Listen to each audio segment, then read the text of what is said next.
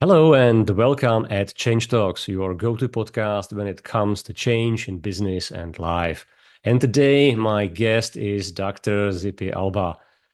Dr. Alba is the Culture and Communications Professor at Cleary University.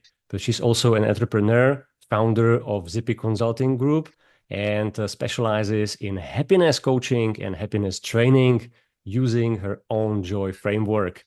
And because change and happiness have pretty ambiguous relationship, I think we have a pretty interesting discussion ahead. So, Dr. Alba, welcome to the show. Thank you. Thank you so much, Victor. And you can call me Zippy. Okay, so it's Yes. then Zippy, not Doctor. We will not be that formal on Change Talks. Uh, Yes, let's keep it very casual because we are here to evolve and change and move things with joy. Yes. exactly. Yes. So let's talk about the change. Change Talks, your passport to exciting changes in your business, career, and life. Change Talks, your podcast when it's time to do things differently. Now, my first question always is, how come that you do what you do now? Because, coaching happiness and training happiness is not very common. And also, if you consider that the start of your career was actually in the corporate environment. So what was your journey to what you do now? Yeah, well, thank you so much. Yeah, that's a great question. For I just realized when I just about 5 years ago, actually, when I was working, I've been in the corporate world all along. Even when I'm even now as I teach at the university, I've always been in the corporate world. But I just realized there's so much stress and anxiety in the corporate world. I think just because, or even in academia too. I think just generally in the world, because of there's so much. I think it's a competition. I don't know what it is. There's just a place where I just felt there's so much fear and so much anxiety that is felt in. You can actually feel it, experience it when you walk into an office. And I was like, how how unfortunate that we have to work like that. And I think what happened is my life, just about 5 years ago, I came into it's just, I think in my evolving a space of realizing that nothing, things don't have to be hard the way we do them. Things don't always have to be like, ah, like you can actually live, when you do things when you're happy, when you do things when you're, I notice for myself, when I'm happy, I do better work. When I'm experiencing positivity, I've always generally been a positive person. People always say I've always, even my name, Zippy, I just sound bubbly and excited. But what happened is in the being in corporate and being in there for a long time, leading big teams, I remember the anxiety, the pressures, and that kind of removed a whole part of who I was. Like I was, it's like I really used to leave my soul at the door and then I get into the office. And then now I do the work and then I pick up my soul and go back home. So I was like, so that's when the work of starting how to be authentic and being, how can you show up in the office and be who you are and do good work? Because I feel like when I show up as just who I am, Zippy, even when we talked with you about when you said it's this conversation is free flow, just be who you are. And I feel like I bring I the there's more learning, there's more engagement when I'm not trying to be this other person that people expect me to be. And that's when I started doing the work of who am I? How can who am I? I know I can. I know I'm so segmented. I'm so separated when I'm in the office, and that's when I started bringing in the work of can we come to the office and just we be who you are and do the work yourself. And I feel like that's from my research. When I'm doing research, I just realized we can do this in the office and it can be fine. And I actually found there's lots and lots of research in the last 20 years from Harvard, the Harvard, most of the big universities, and have been working on positive psychology, and that's some of the things that they're finding out, that all these things help, they are good for us.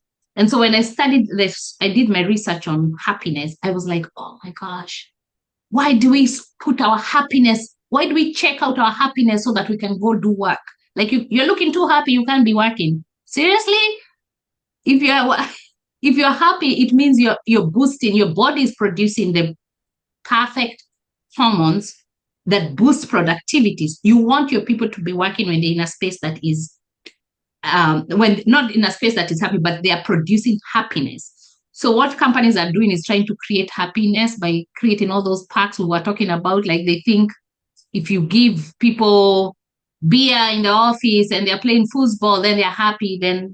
But that is fake happiness. That's not, because it's muted. That's not happiness from where it's coming from within, where you are generating your own happiness. And so that's what I'm teaching people, to learn how to have generative happiness, where they come from a place of inner peace. They're not, the issue is not competing with people, but actually living in a space where they are evolving themselves and pushing humanity forward, and in the process doing it with pure joy, with happiness, with ease. I'm not talking about going around laughing, like, ha, ha, ha, ha, ha, we are so happy. No. That's not what I'm talking about. I'm talking about operating from a space of ease, where you're not segmented and separated as, this is a Zippy for work, this is a Zippy for home, this is a Zippy for whatever, but actually constantly showing up as, this is who Zippy is. I'm here to serve, and I'm serving today. Fully present, fully engaged. So you mentioned interesting, thing that the performance of people actually depends or is driven by the happiness they are feeling or not feeling, right? There is this connection. Yeah, now, there's a connection, yes, between performance and happiness. Yeah, but we'll still see that the happiness and the business have strange relationship, as if companies are kind of reluctant to recognize the importance of happiness. It seems that okay, we are doing business, we are here in the office now, and everybody should be dead serious. Yeah. Yes. So how frequent is this view, and is this view changing over time, or do you see any positive evolution, understanding of the companies and managers that the happiness is important and they should pay attention to that? Yeah, it's slowly, one person at a time. I think that's what we are working. It's not, because what I've noticed actually is that it's cultural. It's not necessarily, it's just how people are raised. Even personally, I remember when I was being raised, my mom would see me, when she sees me, I'm laughing too much with my friends, she thinks we are up to no good. Like there's just that thought. Like if you're up to no good, like, oh, you're laughing, it means you're not working. Like if you're laughing, if you see people laughing too much, it means they're not working. Yeah, because work is serious. Because work there is serious. No place for being yes. happy. And what?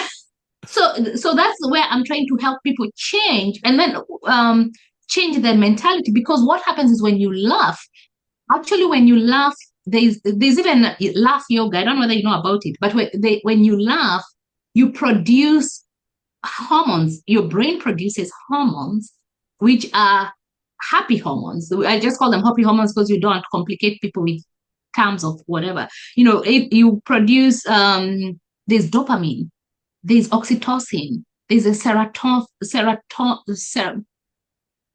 the one that helps you sleep. Serotonin.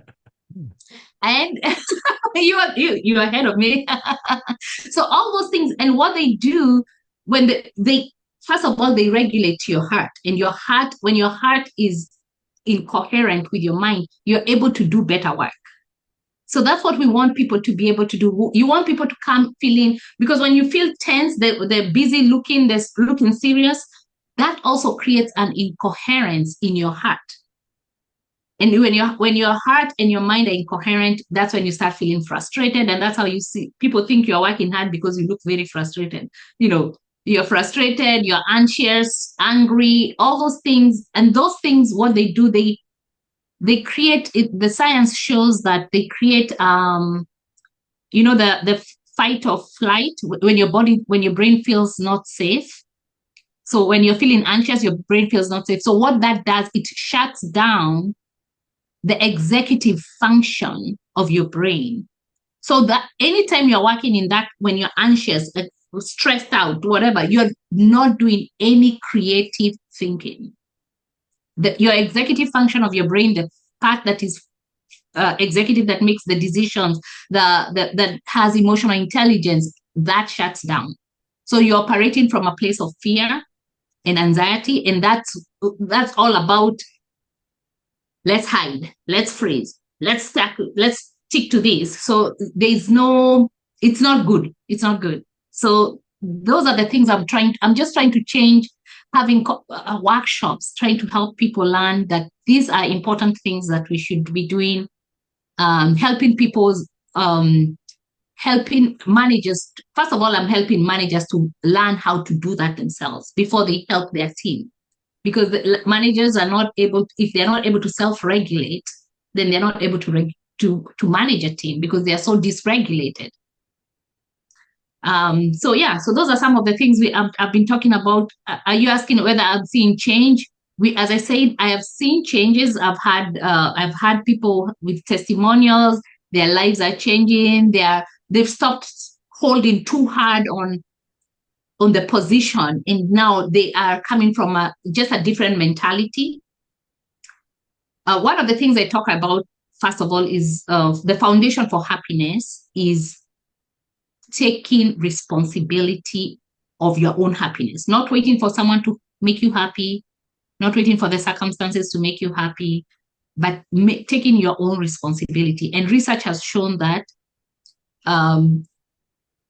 our behaviors, our thoughts and our behaviors influence our happiness levels. So the difference between happy people and unhappy people is just their behaviors, their thoughts and behaviors.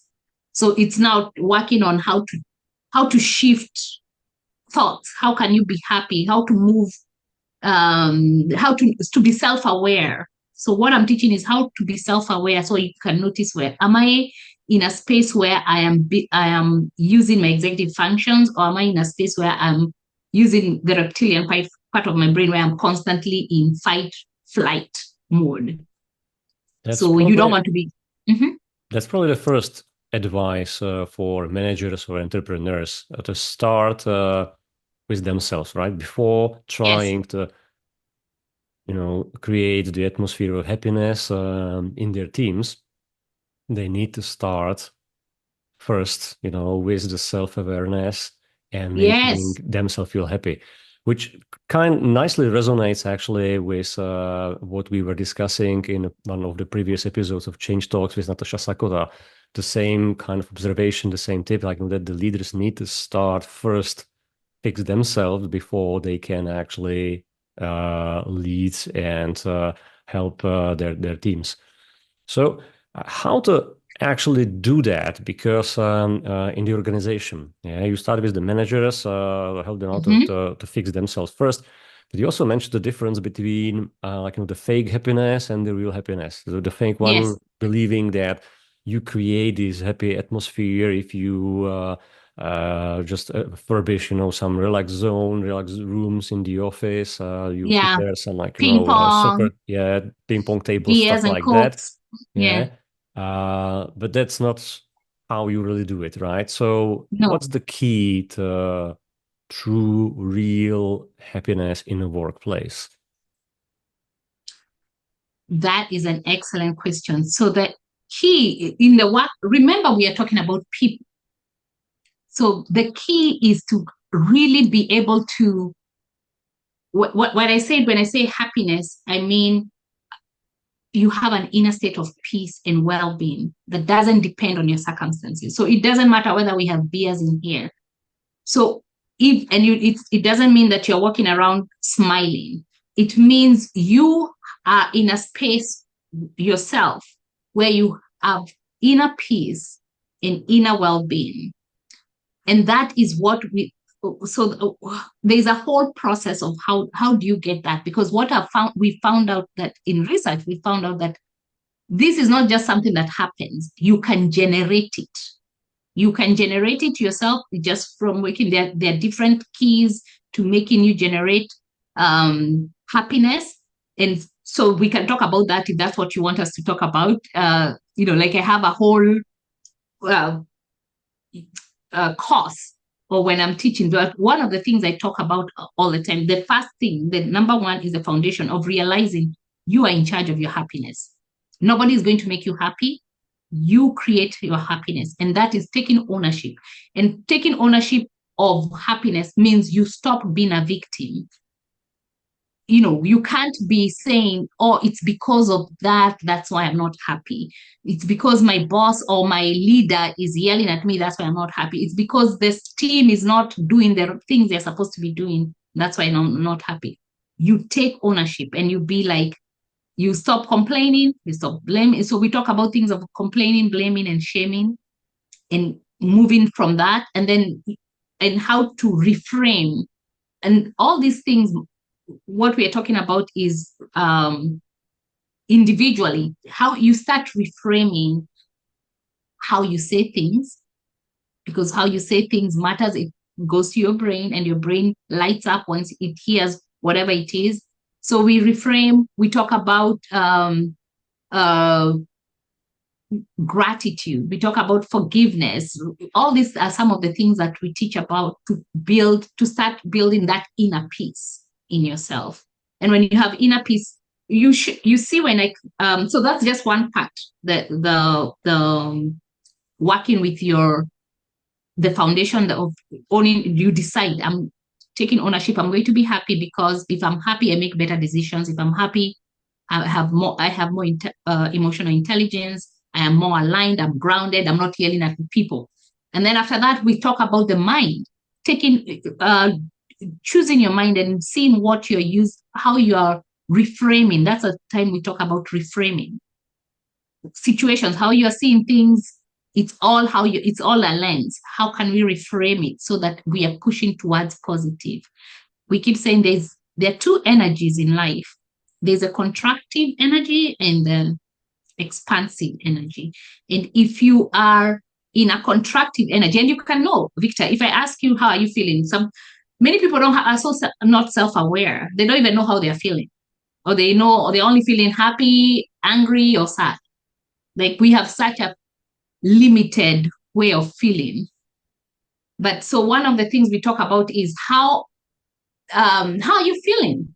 Right now, Victor, if I ask you, how are you feeling? What are you feeling? What are you sensing?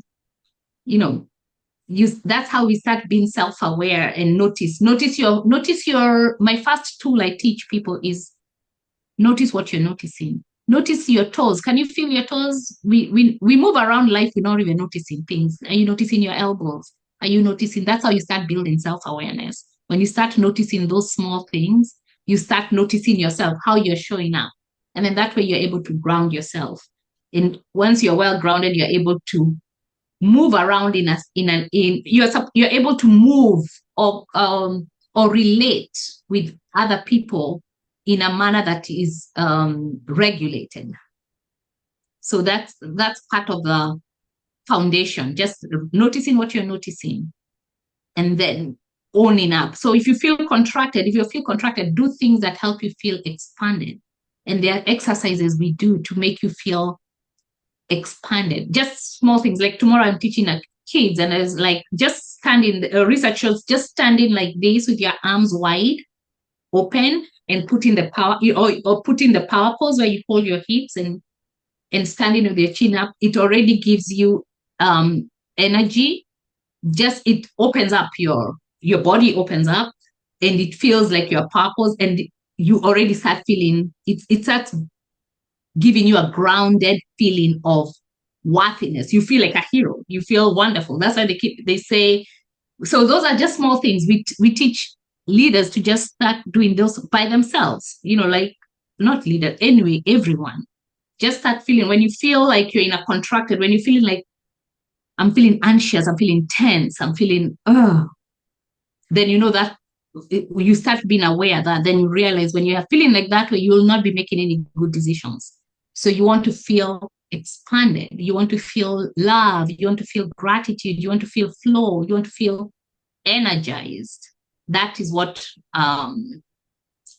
that is what creates happiness. Now, those are the things that start bringing the happy tonics from your brain all the way into your body.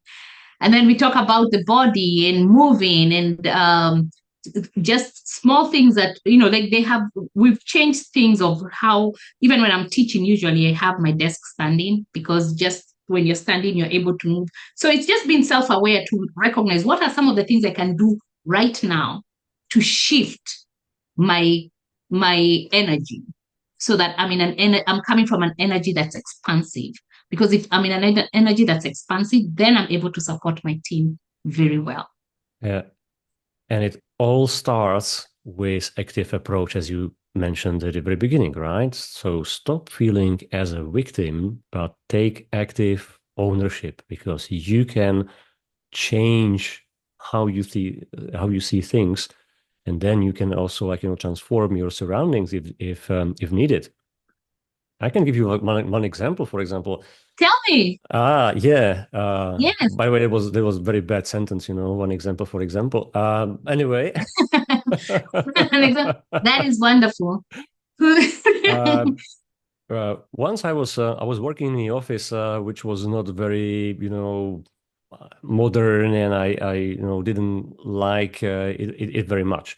One approach definitely could have been just to feel bad about it, how it's furnished and how it's dark in the winter days and so on, or to change the surroundings. And the small thing I did was I got electric candles, okay, and I put these electric candles into my office, not the real ones, because they were all these detectors, for smoke and so and no fire fire. safety. Yeah.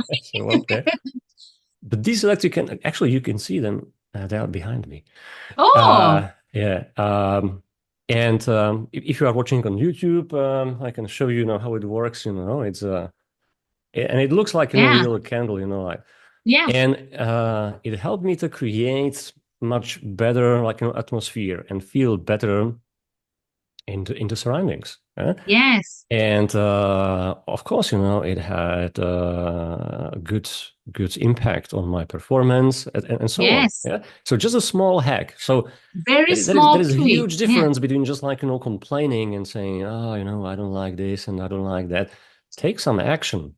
You are in your driving seat if you choose so. Yeah. We say you are the captain of your own life. Yeah. You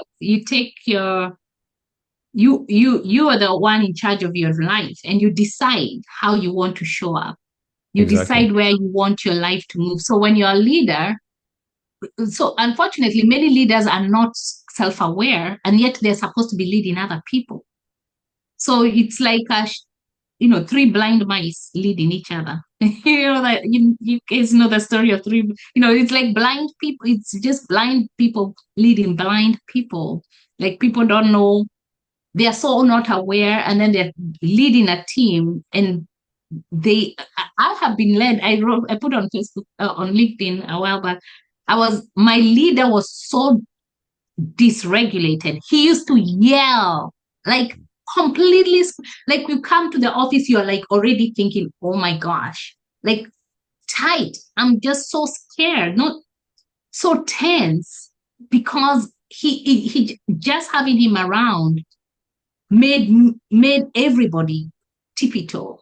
And research already showed that it has already shown that the worst time for employees is when they are having one-on-one with their leaders. Can you imagine? That's the worst time people have, like, that's from research.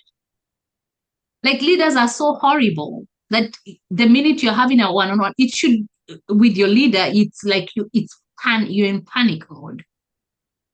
So that's unfortunate. And these are the people who are leading our companies and are leading our people, leading the teams to do the work. So So that's why there's a lot of breakdown. I think something is about to happen. I keep feeling with the burnout, the rates of burnout right now. I just saw a report coming out, said 71% of leaders of middle management, their work, no, because of the massive layoffs and freezes. I don't know whether you guys have massive layoffs in your country, but right now in the US, the layoffs are ridiculous.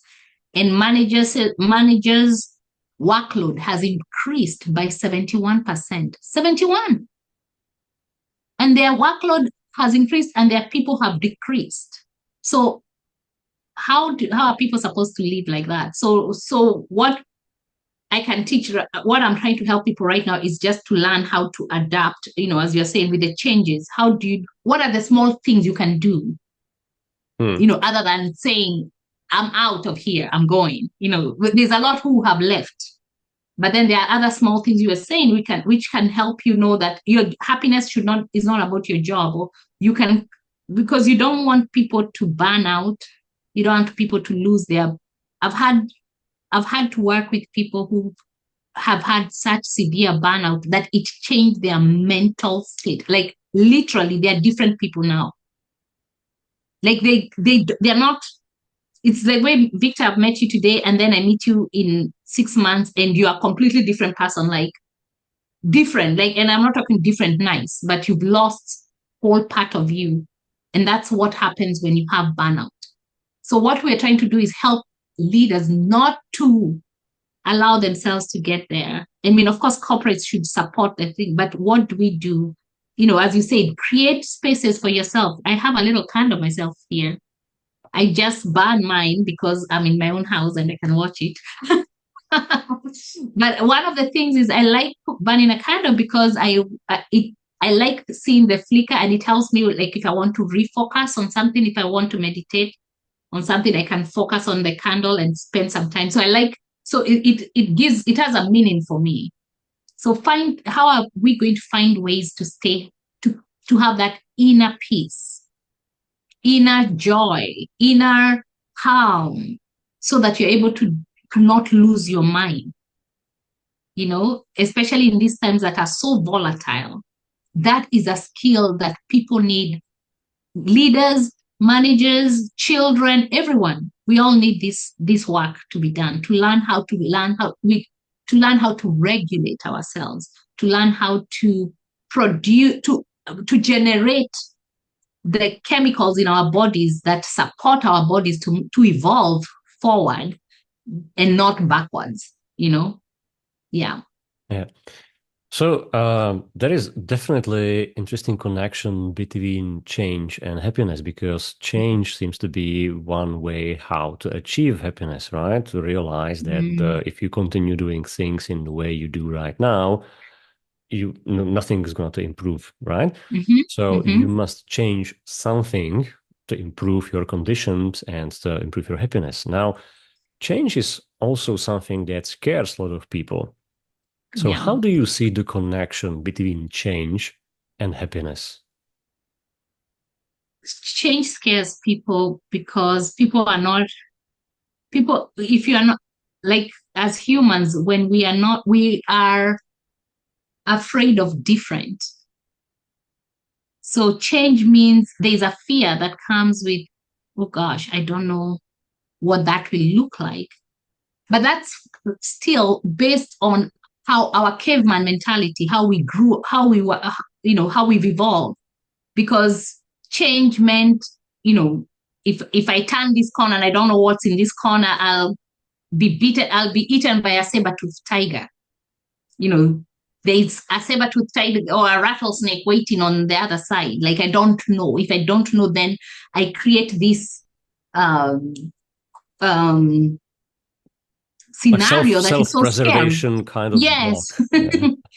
Yes. So what we're talking about is learning.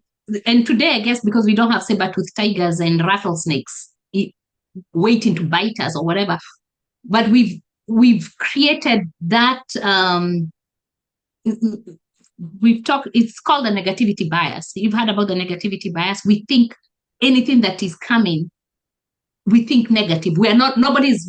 nobody is thinking that it is going to be good. But that's just our human nature.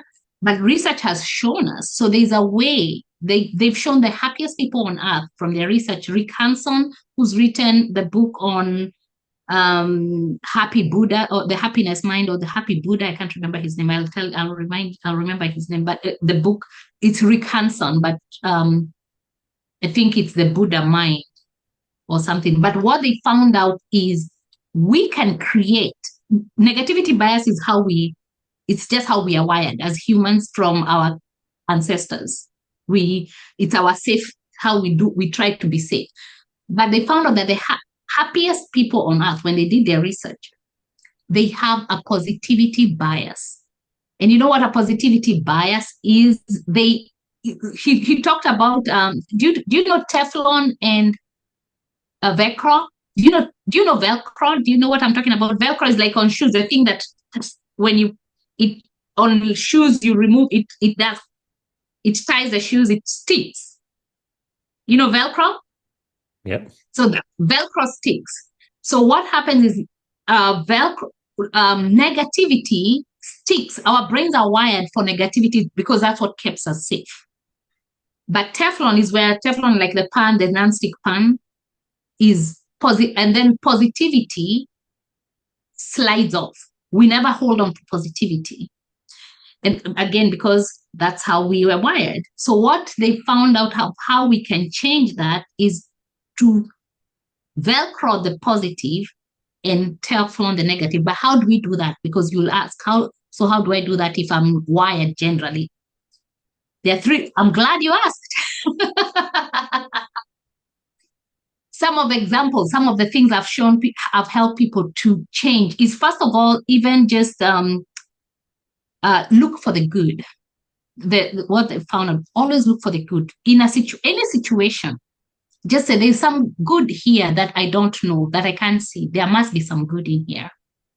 And so looking for the good in things. So one of the examples they said when they did their research is they found out one of the people, she gives awards, happiness. She gives best awards to things. Just she's looking for good in anything. So when she's in the park and she's just walking, she sees a cute dog. She says that dog gets the happiest, the cutest, fluffiest dog award.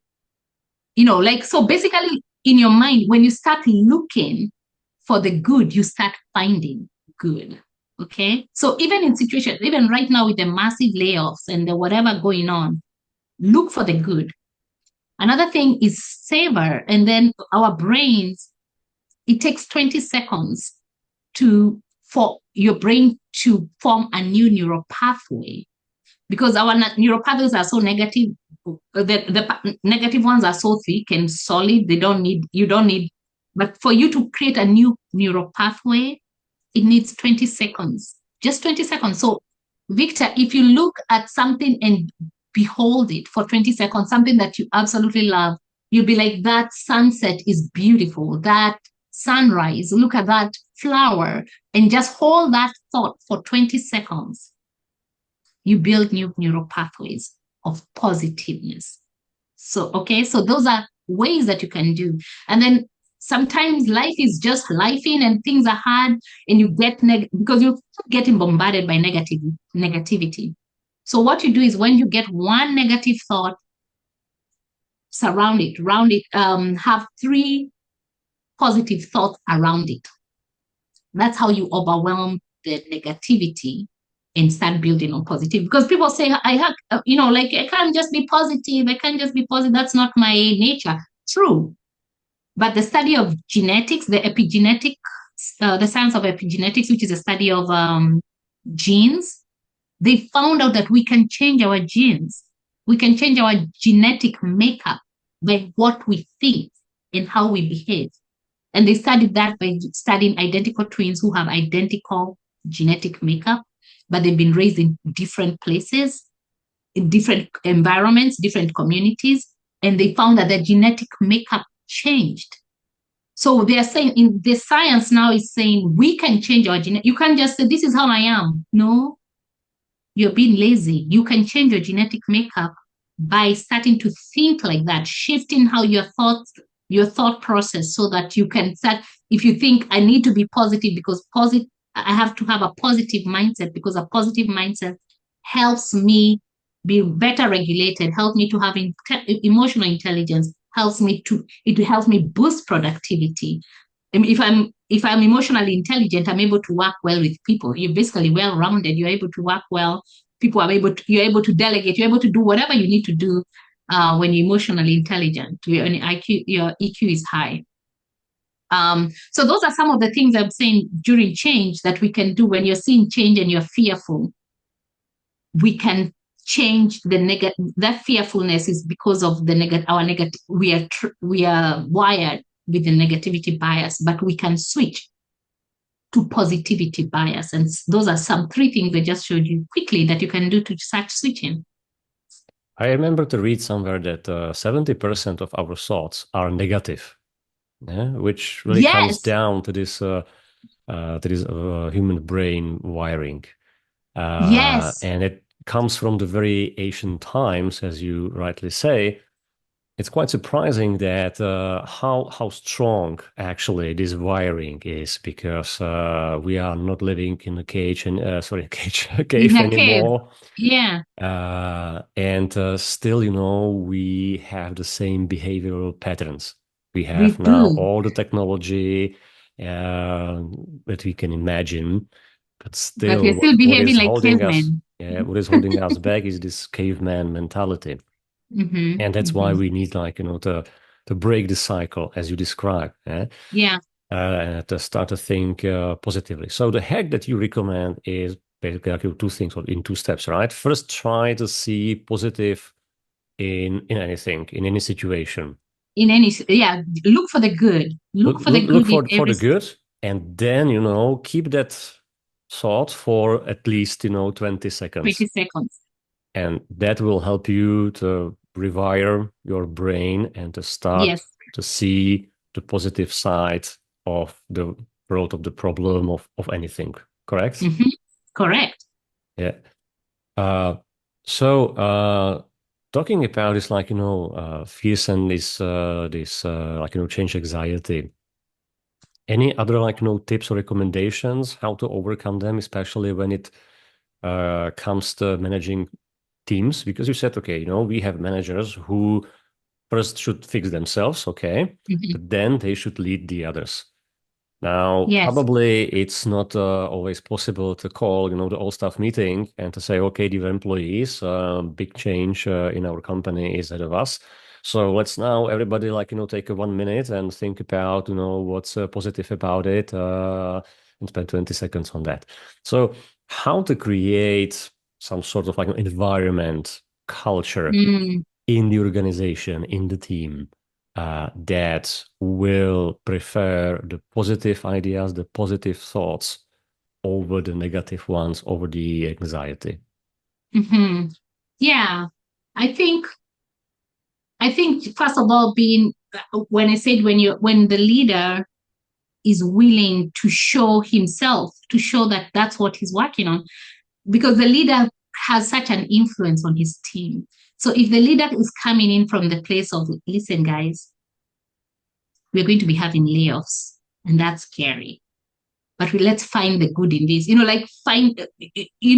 So not creating panic or create, even if he has his own panic, and the role of being a leader, a good leader, is one who's emotionally intelligent.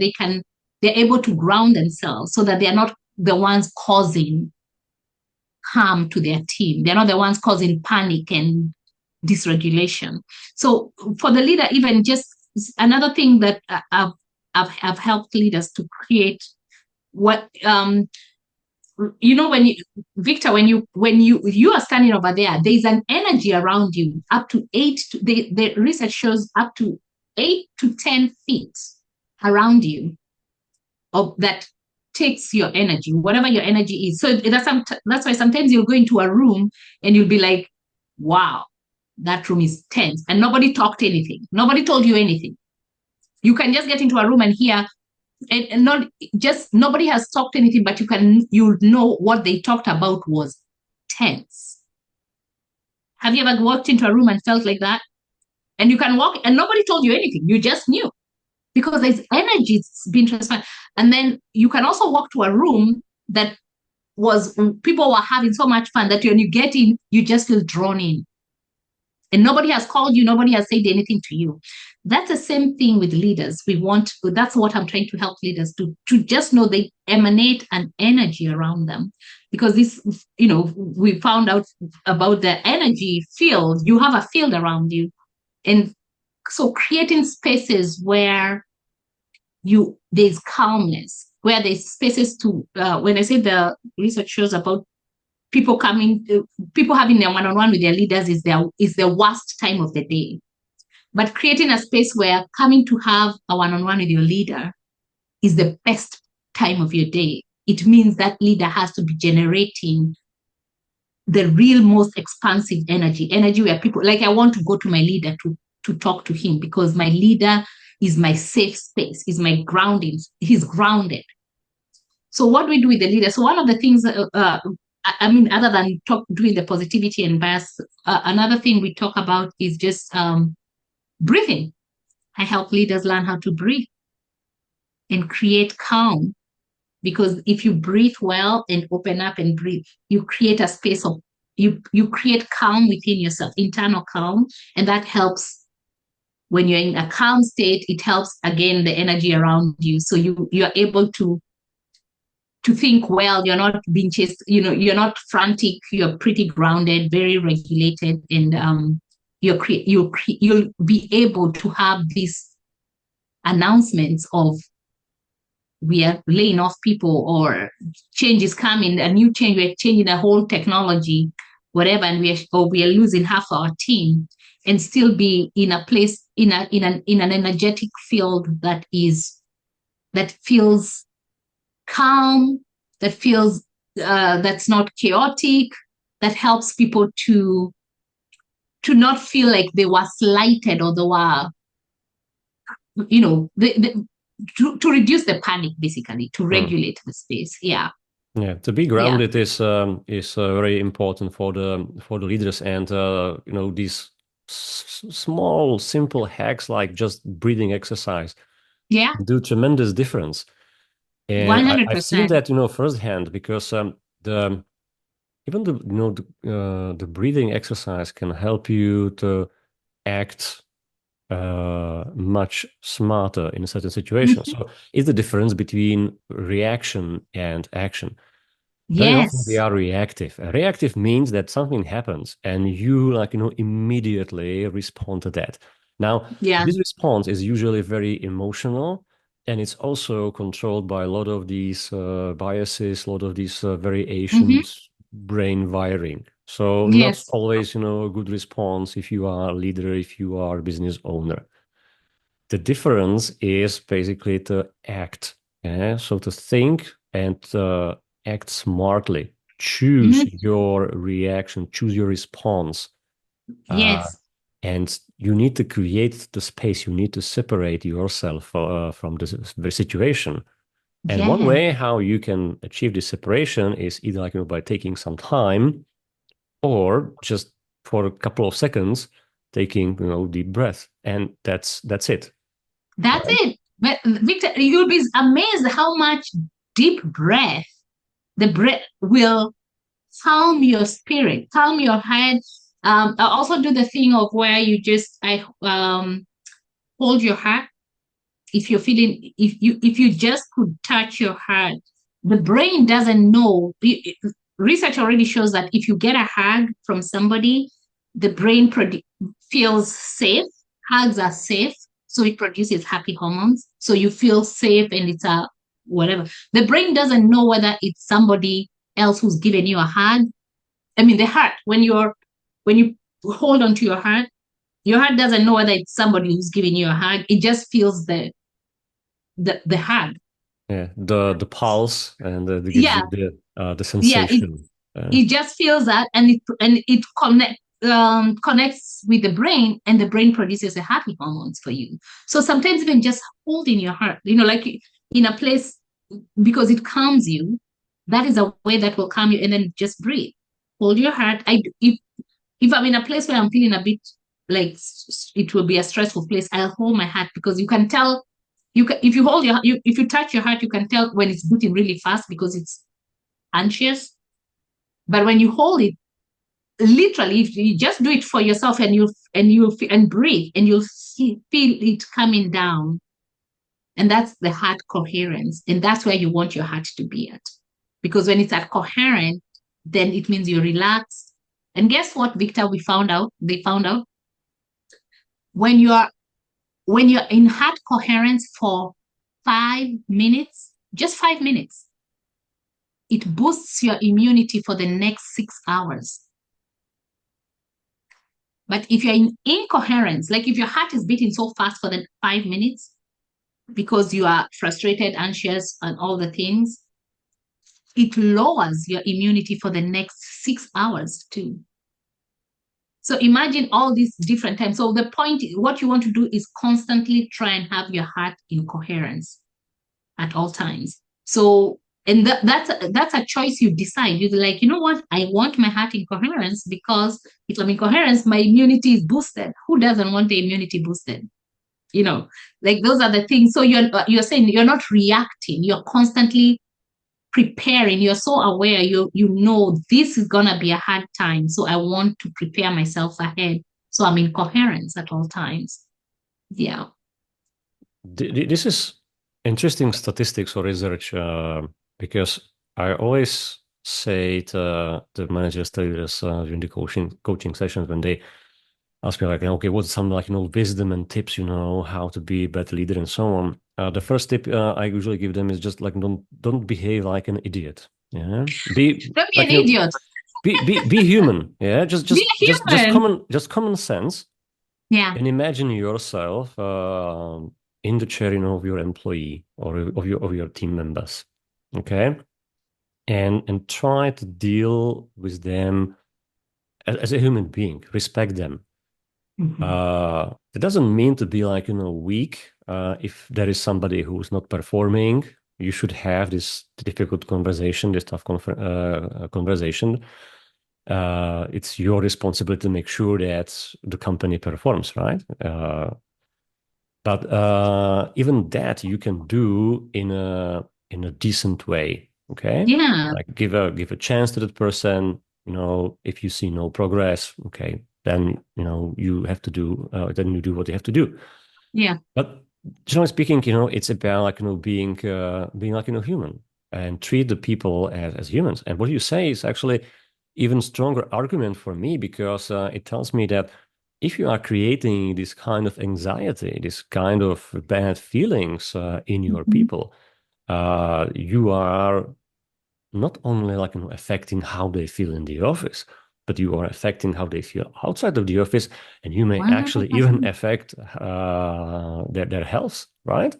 Yeah, So that's why if you create this kind of very tense environment, tense discussions, you are really not behaving as a good leader. So you're not. So don't be an idiot, just act like a normal person, Yeah, but you're right. But unfortunately, many leaders don't even know that. That's what the other things when I'm trying to educate, they don't even know their effect. The research has shown how when you yell at somebody, because there's a the Japanese Masuro, there was a researcher he did the research of water, and if they put water and like you yell at the water, blah blah blah, you're bad water, you're evil water, and then this other water, they are like, oh, you're wonderful water, we like you water, you're good water, and then froze the water jars, and then they looked at the crystals that were formed from both jars, and the water that had been yelled at, the crystals were like jagged, and then the water that had been talked to nicely, the crystals were perfect flakes, like snowflakes, like perfect, beautiful. And he said, that is the same. Our bodies are 70% water. And your body hears that. So the thing is, what we are trying to do now is helping teach people the mind and body relationship. Our bodies hears. So when you yell at people, when you are speaking, when you're being anxious and whatever. So he did a lot of, if you can check, you can tell your viewers to go check Dr. Masuro. He's a Japanese, he's the late now, but he did lots of studies on water.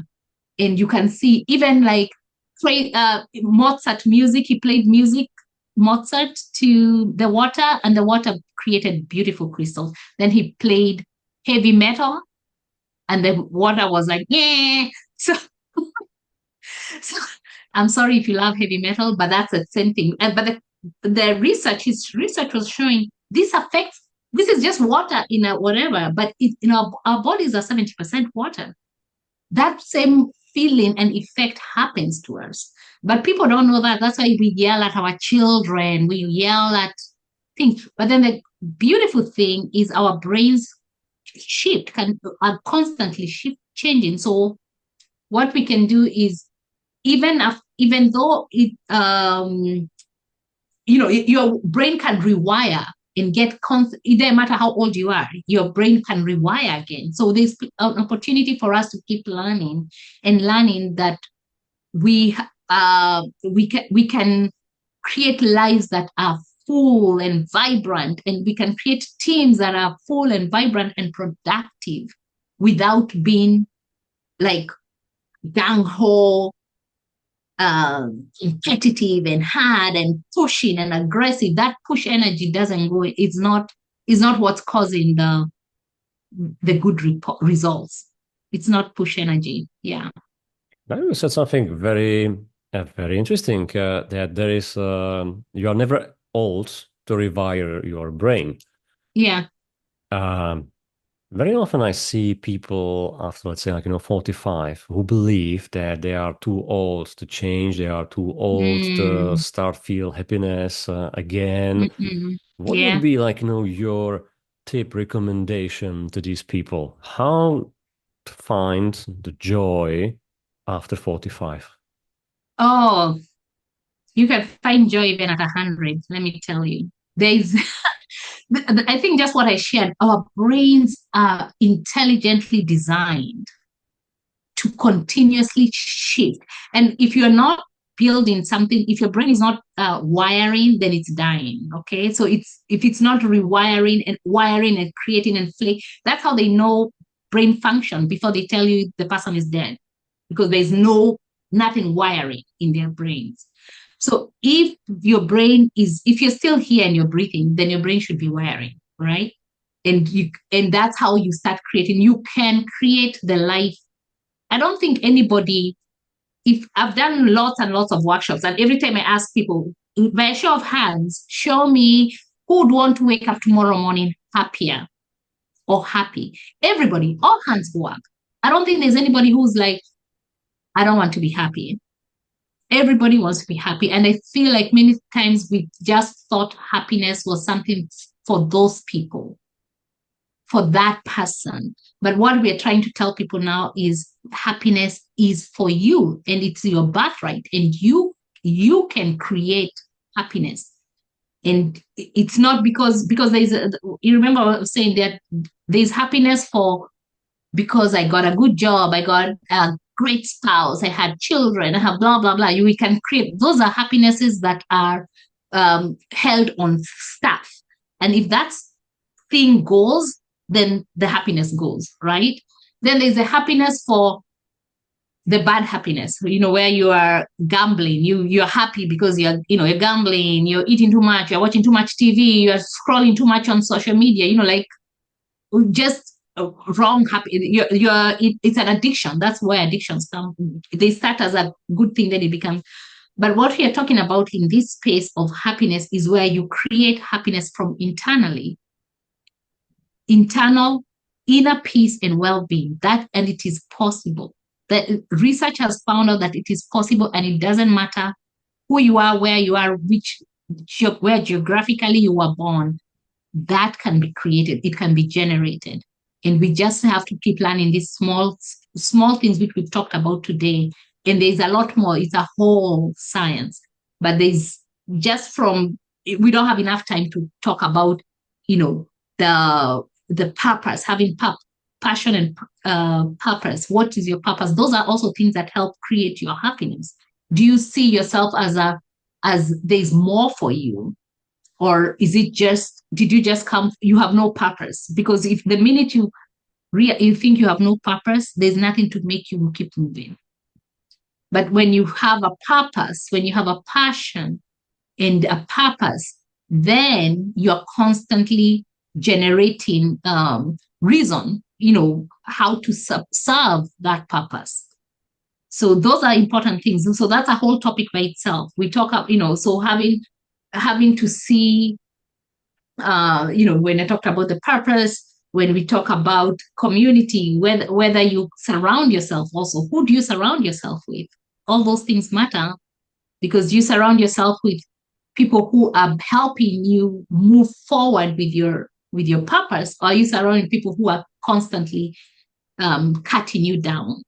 So there's a whole science, and there are so many tools and resources that we can work with. I'm happy to have a conversation with you again about another part of this, but I think so that we don't overwhelm people, I think we've done quite a bit of knowing that.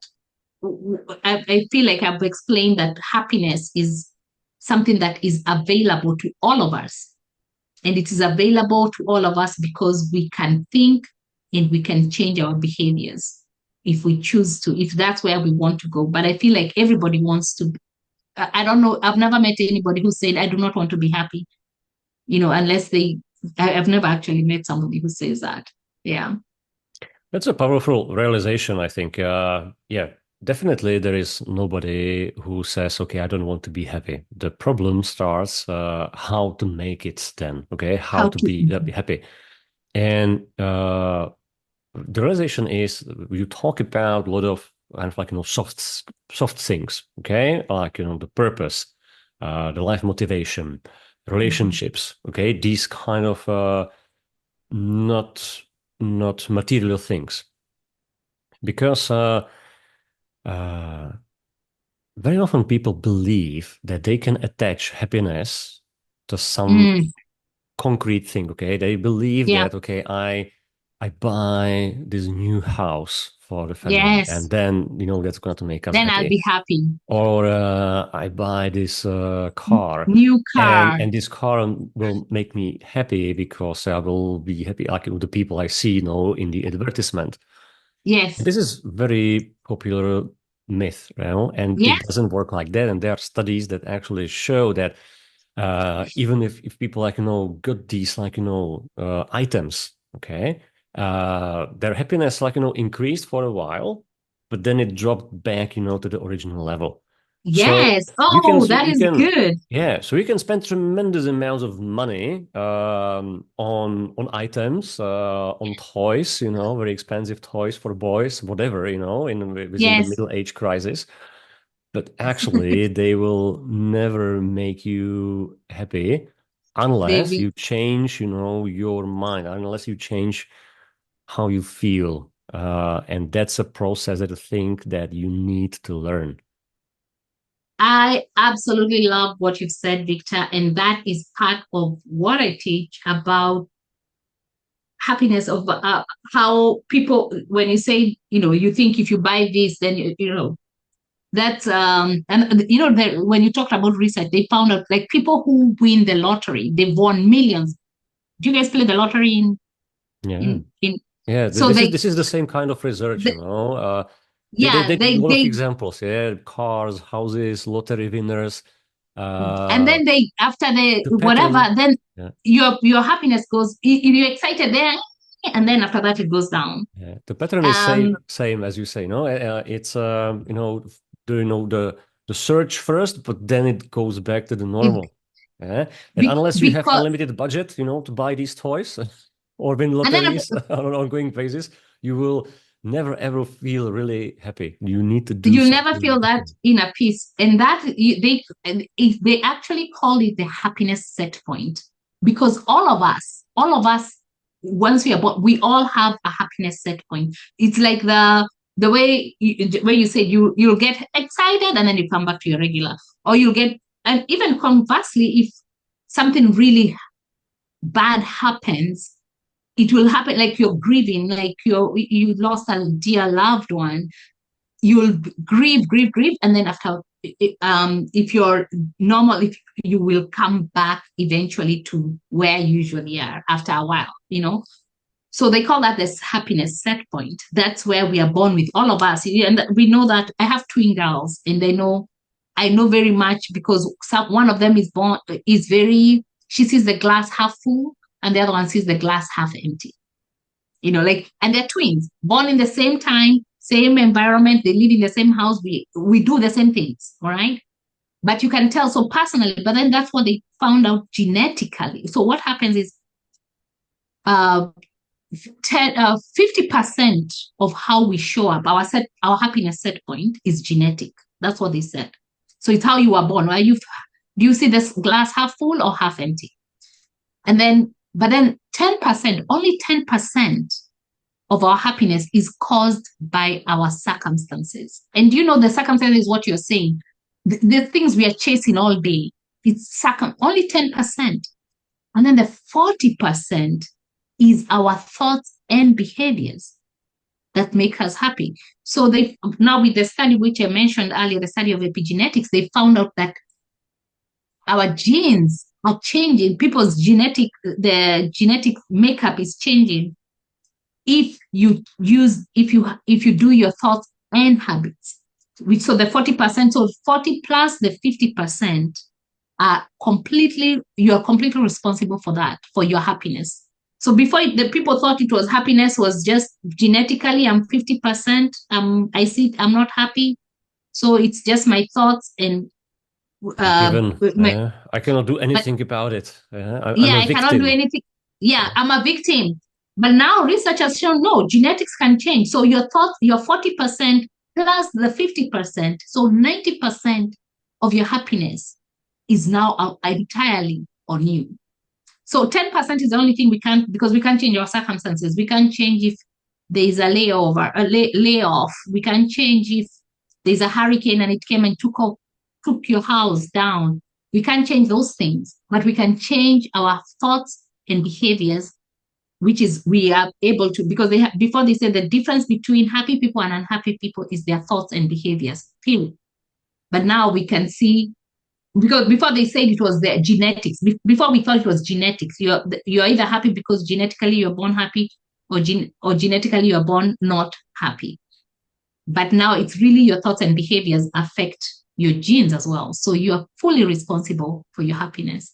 So, and it is possible to change. So for me, it's exciting, this work, knowing that there's so much. Even me, I'm learning, and every time I feel I'm like in a place and I'm like, oh, but is this helping me move forward with happiness? Is it helping me? Like for me, I make it fun. Like, is this giving me happy juices, happy tonics, or is this not giving me happy juices, happy tonics? Because I really want to be happy. I want my body to feel good, because remember, your immunity is boosted if your body is producing happy tonic and your immunity is decreased.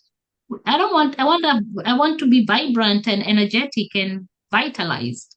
So that's what I'm saying. So this is not even about like I'm giggling around. It's really just they've shown even other studies of, if you even just smiling, like fake smile, because of how just the way your smile goes, it triggers something in your brain. You see, there's nothing for nothing. Yeah. It triggers something in your brain. I think it was an experiment that they were holding a pencil. Yes, and they put one group was holding the pencil like horizontally, I think, and the second group was holding it in some other way, which created either like fake smile, yes, or a fake like sad face, yeah. And then they asked the people how they are feeling through some like questionnaire. And even though they were like in the same surroundings, in the same environment, the differences between the two groups were really astonishing. How much true. just like fake smile or fake sad face can influence how you really feel. So it influences how you feel, and how you feel influences how you show up, and that matters, because we don't live in isolation. We have people. So if you're a leader, how you show up matters again. So this is a work, because I worked in a technical place where people are so caught up in the technicalities of building apps and blah, blah, blah, blah. People think this is woo-woo work, but this is what helps people actually move. This is what helps humanity move forward. If we start serving each other as humans, as you say, don't be an idiot. If that's how we'll be able to move humanity forward. That's how we'll be able to live civilly in spaces where you're able to engage with other people, have vibrant thoughts and conversation instead of fighting and competing and snatching and stealing and thinking people are. I mean, this is the work that we are moving forward to. In fact, I keep saying I love that AI has come so that AI can do the work that is AI and all the other machine and all the processes, so that we can really be human and start doing the things that humans were meant to do from the get-go. That is why I feel like this work is so important. I think that's a powerful idea for the very end of our discussion and podcast. I think we can wrap up on this one. Yeah. Very often people believe, especially managers, business owners, that doing the business, leading the company is about hard stuff, performance, tables, these kind of things. And we forget that there is this human element. And how people feel is very related with how they perform in the first place. And not just other people, in your teams, but also how you perform if you are a business owner, entrepreneur, or manager. And the happiness is very important, and it's something that we actually control, right? It's not something that is imposed on us. Could be, but we have the power to actually steer that.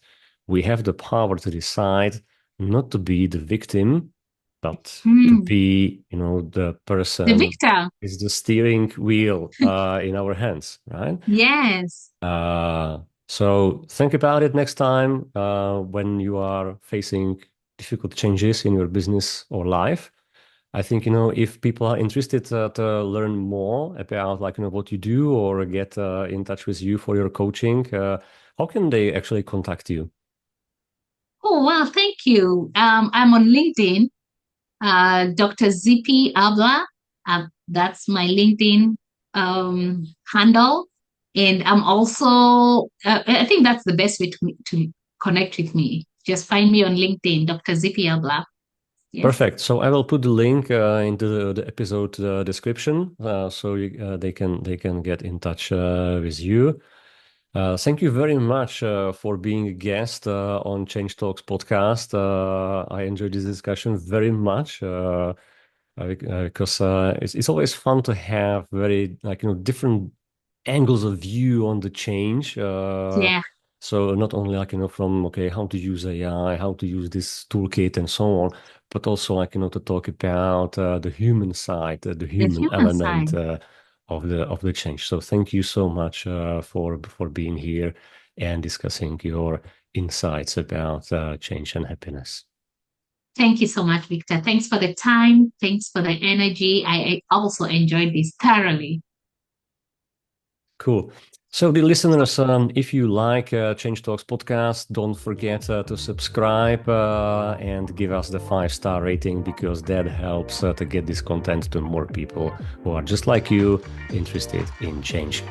So until next time, have a great day and make the change work.